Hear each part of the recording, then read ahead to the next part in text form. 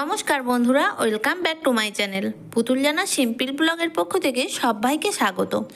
আজকে এসে গেছি আরও একটা নতুন রেসিপির সাথে। আজকে আমি বানাবো শাক ভাজার রেসিপি। তোমরা তো অনেক রকমভাবেই শাক ভাজা খেয়েছো, একবার আমার মতো করে ট্রাই করে দেখো, খেতে কিন্তু অসম্ভব মজার হয়।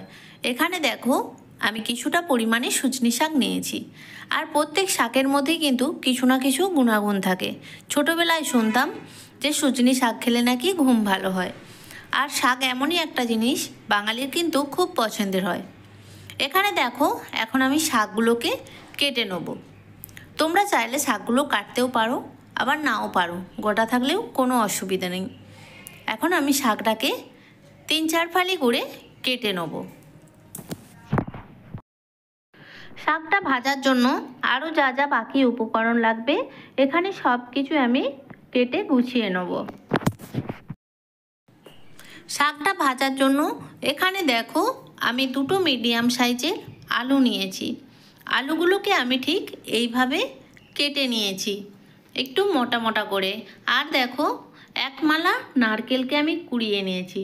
আর শাকগুলো কেটে ধুয়ে পরিষ্কার করে রেখে দিয়েছি এখানে জলটা ঝরানোর জন্য। আর এখানে নিয়েছি একটা বড় সাইজের পেঁয়াজ, আর নিয়েছি 3 থেকে 4টে কাঁচা লঙ্কা। এখন রান্নাটা বসিয়ে দেবো। এখানে দেখো গ্যাসের মধ্যে একটা কড়াই বসিয়ে দিয়েছি। কড়ার মধ্যে দিয়ে দিলাম আগে থেকে ধুয়ে রাখা সজনে শাকগুলো। এখন এর মধ্যে দিয়ে দেবো পরিমাণ মতো লবণ, আর দেবো হাফ চামচ পরিমাণে হলুদের গুঁড়ো। এই শাকের মধ্যে কিন্তু জল দেওয়ার দরকার নেই, কারণ জলটা শুকনো করার জন্যই আমি শাকগুলোকে এখানে সেদ্ধ করে নিচ্ছি।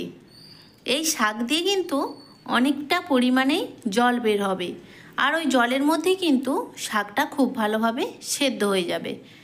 এখন এটাকে নাড়াচাড়া করে ঢাকনা দিয়ে ঢেকে কিছুক্ষণের জন্য হতে দিলাম।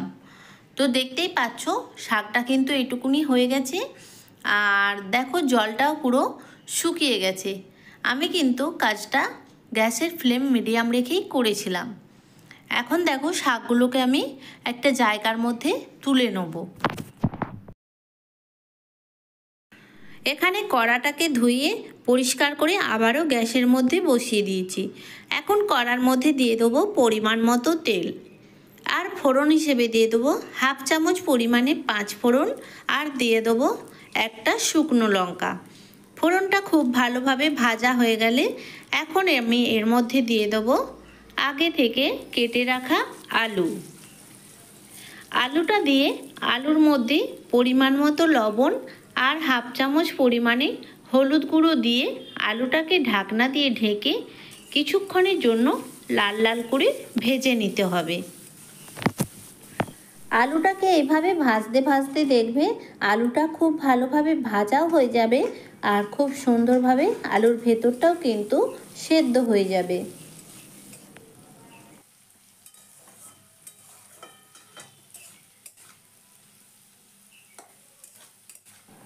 আলুগুলোকে তেলের সাথে খুব ভালো করে আমি ভেজে নিয়েছি।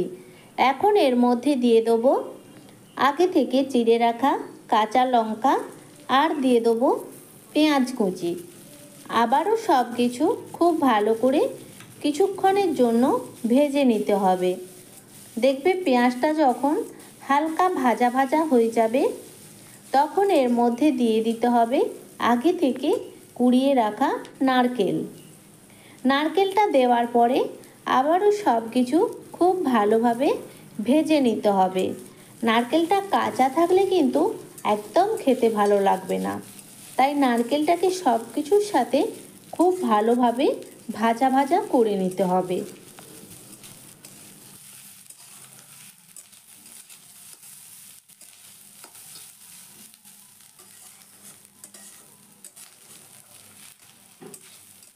সব কিছুর সাথে দেখো নারকেলটাকেও আমি খুব ভালো করে ভেজে নিয়েছি। এখন এর মধ্যে দিয়ে দেবো আগে থেকে সেদ্ধ করে রাখা সজনে শাক। এখন শাকটাকে দিয়ে আবারও কিন্তু সব কিছু খুব ভালো করে ভেজে নিতে হবে। আর শাকগুলোকে কিন্তু কড়ার চারপাশে মেলে মেলে ভাজলে দেখবে শাকগুলো কিন্তু খুব ভালোভাবে ঝুরঝুরে হয়ে ভাজা হয়ে যাবে। তখন কিন্তু শাকটাকে খেতে কিন্তু খুব ভালো লাগবে। এখনও কিন্তু শাকের মধ্যে কিছুটা হলেও জল আছে, তাই শাকগুলো কড়ার মধ্যে একটু মেলে মেলে ভাজার চেষ্টা করবে, তাহলে দেখবে খুব সুন্দরভাবে শাকগুলো ভাজা হয়ে যাবে।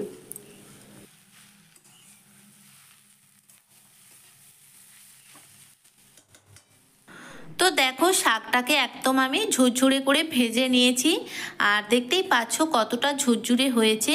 আর এখন কিন্তু শাকের মধ্যে একটু পানি নেই। আর তোমরা যদি ভেবে থাকো যে শাকটা এতটা ঝুরঝুরে হয়েছে যার কারণে শক্ত হয়ে যেতে পারে, কিন্তু না, যেহেতু আমি শাকটাকে প্রথমে একবার খুব ভালোভাবে সেদ্ধ করে নিয়েছিলাম আর আবারও সব কিছুর সাথে খুব ভালোভাবে ভেজে নিয়েছি, তার কারণে কিন্তু শাকটা খুব নরম হয়ে গেছে। আর এই শাক ভাজাটা কিন্তু খেতে অসম্ভব সুন্দর। যারা শাক পছন্দ করো না তারাও কিন্তু খুব ভালোবেসে এই শাক ভাজাটা খাবে। তো তোমরাও বাড়িতে আমার মতো করে একবার এইরকম সুজনি শাক ভেজে দেখো, খেতে কিন্তু খুব ভালো হয়। তো শাকটা ভাজা একদম রেডি। এখন এটাকে একটা জায়গার মধ্যে আমি উঠিয়ে নেব। আর আমার রেসিপি তোমাদের কেমন লাগলো অবশ্যই কিন্তু কমেন্টের মাধ্যমে জানাবে। আর আমার রেসিপি যদি তোমাদের ভালো লেগে থাকে একটা লাইক, কমেন্ট আর বেশি বেশি করে শেয়ার করে দিও।